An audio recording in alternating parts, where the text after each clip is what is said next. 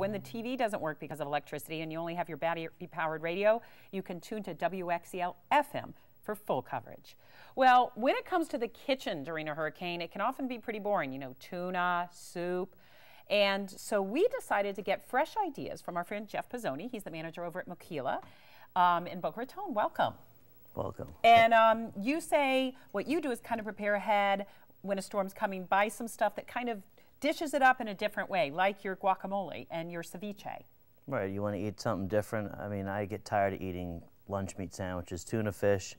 So you can prepare a ceviche with white fish. You cook it in lime juice, snapper, grouper, mahi, cobia, even like tilapia.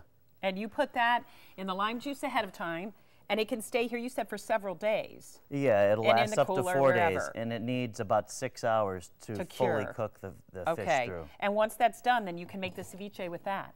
Okay, show us how. All right, so I have the fish here with the lime juice. Okay. And you put the lime juice in there as well? Yes. Okay. And then I'm going to add fresh cilantro. Okay. Got 2 big tablespoons. A couple tablespoons of tomatoes as well. And this is healthy as well as different on the hurricane menu. And some jalapenos. That'll make the hurricane party fun. Diced red onions. And then we put a little salt to taste.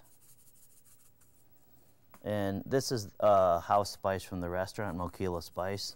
I mean, you can make it without it, obviously. Or you can use a chili spice or something like that.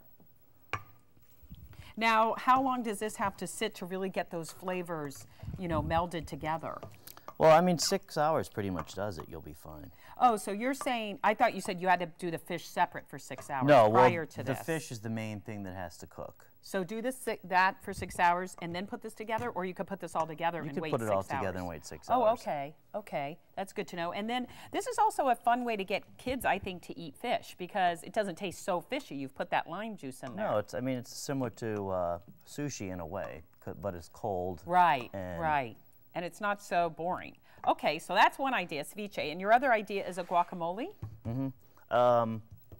And I brought all kinds of ingredients. You don't need all these for most guacamoles, but it's a lot better. I brought cilantro, tomatoes, scallions, poblano peppers, jalapeno peppers, and red onions, and lime, 2 avocados. Now, could I interrupt you? How do I know that my avocados are good for guacamole? I was just looking at them the other day in the grocery store. Well, you can push on the end, see how it's kind of soft. So it should be mushy like that? And if these are green, you know that they're not ripe. Oh, that's a good tip. I was wondering. I thought the dark was bad.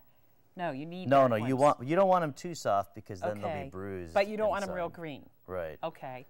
But once they start to turn brown, I mean, you can buy them ahead of time, put them in a paper bag. They usually, that seems to work. Okay, so show us, this is easy too, isn't it? The kids could even help with this. And these are your Hass avocados, which are traditionally from California. Are those better to make guacamole with? I think they have better flavor. They're smaller. They seem smaller, yeah, and more I don't know. ripe. The Florida ones, I don't think they taste as good. Okay, you can use those if you don't have any other option. But you prefer California for guacamole.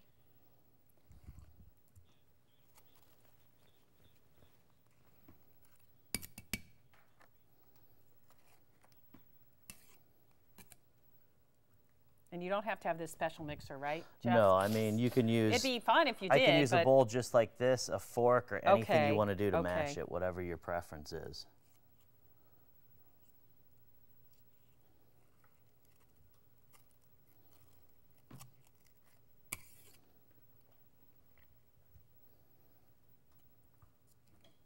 And again, you know, if you're making a big batch, you have to do a lot of avocados, right? Yeah, I mean, this two avocados could be for 2 to 4 people, I guess, as an appetizer. All right. Can you make it ahead of time guacamole, or is it really a make and serve thing? What an older lady who had told me one time she used to make the guacamole, and she would tell me to keep the pit and put it in the container, and it stops it from browning. Oh, really? Oh, that's interesting. I mean, it still doesn't last that long, but it helps. Right, but if you wanted to make it in the morning to eat that night at your, hurricane get-together, that would work. All right, so we have the 2 avocados. Okay, and 1 lime. You can use it to taste. It depends on how much juice are in these. This All seems right. to have a decent amount of Oh, juice, yeah, so it does. usually a half, but we'll put in a whole, just To make it liney. easier preparation and smashes up a lot easier with more juice.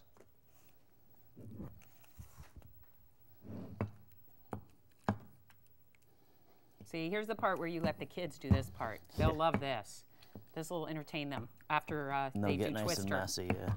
After they do Twister, let them make some guacamole. Okay, for time's sake, will you show us the other additions? Because we're about to run out of time. Sure. Then we're going to add the cilantro, jalapenos, diced red onions is about 2 tablespoons of each, Okay. tomatoes, scallions. And you just dump it all in? Mm-hmm. Cool. That's easy. It's a little of the moquila spice, a little bit of salt. And stir. Mix it up, and You you're can good serve to it then go. or later. And you can eat it. These are the chips. These look good. I mean, if you want to be healthier, I know people can eat it with lettuce or even other Well, that's vegetables. a good idea. Well, thank you, Moquila you're very in Boca welcome. Raton. You can go have their guacamole, but if you're stuck at home, make your own. Thank you for joining us for this special hurricane edition of South Florida Today. Again, here are some important numbers. Jot them down. If you don't have them, you need them. Stay safe. Good night.